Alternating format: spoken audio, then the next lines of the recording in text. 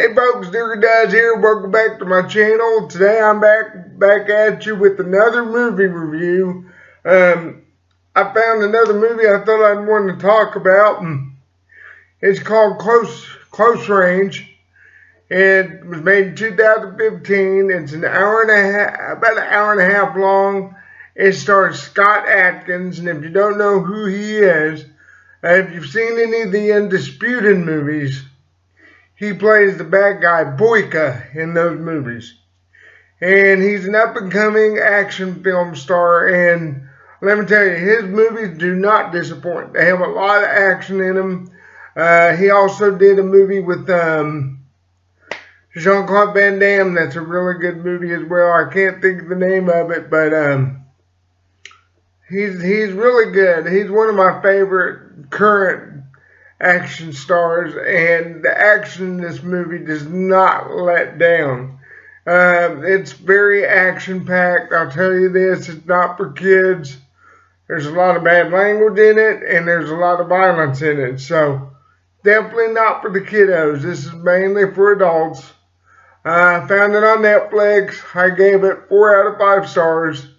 And I'll get to why I did that, because there were some things in the movie that really didn't sit well with me as a watcher. So I'll get to that here in a minute, but I want to talk about the action first. Now, I don't know very much about Scott Adkin's martial arts background, but he's very well versed, and besides the kickboxing and Japanese martial arts that I can tell that he has studied, there was an element of Kali. Kali is a Filipino martial art that deals with weapons and then empty hands. First thing you learn is sticks. Then you go to blades like swords and knives. You even learn how to use whips, handkerchiefs. There's all kinds of different weapons found in this system. But the knife fighting scenes in this movie were my favorites because I'm a stick fighter myself. I've studied Arnis de Mano, Cadena de Mano, Asalia Cravalon. There's a multitude of Filipino martial arts I've studied. And seeing Kali in action in this movie was awesome because I recognized what it was as soon as I seen him employ some of the techniques. So for me, it was cool to watch.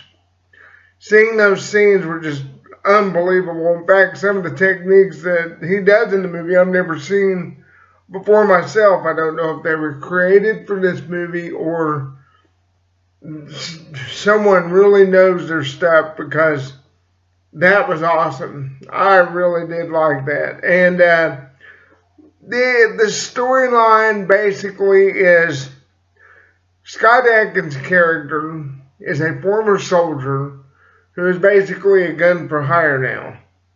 And his sister asked him to rescue her daughter, who is being held by a Mexican cartel. And that's basically the gist of the movie. And the acting in this movie was alright. The storyline had some holes in it, like they really don't go into why Adkins' character was kicked out of the military until way later in the movie. You find out why, but they really don't expand on it like I think they should have. But that's okay. Another weird thing was they gave all the bad guys in the movie a name, at least a first name. And I thought that was kind of weird because not all the bad guys are going to make it to the end of the movie. We all know how action films go. You know, the lesser guys are going to get killed right off the bat. And I just found it weird that not only did they give these guys names, but they introduced every one of them toward the beginning of the movie, which was weird. I don't know where the director was going with that, but it is what it is. Another thing was, now, I speak a few foreign languages. And I know bits and pieces of others. And I don't mind watching foreign language films. Some things I can understand, but I still would like to have subtitles in the movie just in case there's something I don't understand. Well, in this movie, there's a whole scene where two men speak in Spanish, have no clue what they're talking about. I mean, I can make out very few words, but I had no idea why they was going after Atkins' character after he rescues the little girl. So I was kind of left scratching my head until they finally showed why they wanted him so badly. But still, it would have been nice to know what they were saying. And then throughout the movie, the El Jefe, the bad guy, which in Spanish, El Jefe means chief or boss. And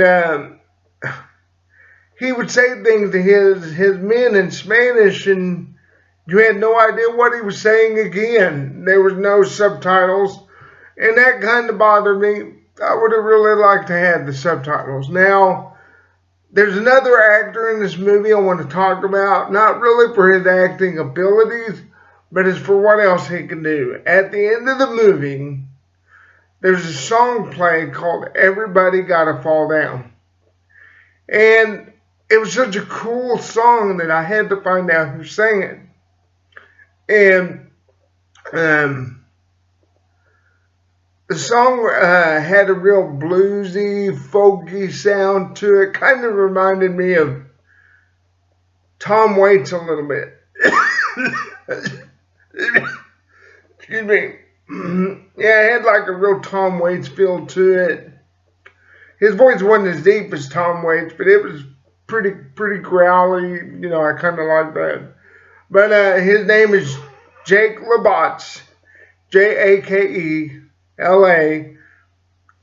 There's spaces in between these. There's Jake LaBots, B-O-T-Z, Jakela, B-O-T-Z. Definitely check this guy out. I've listened to some of his other stuff, and I really did like it. So I look forward to listening to more of his stuff.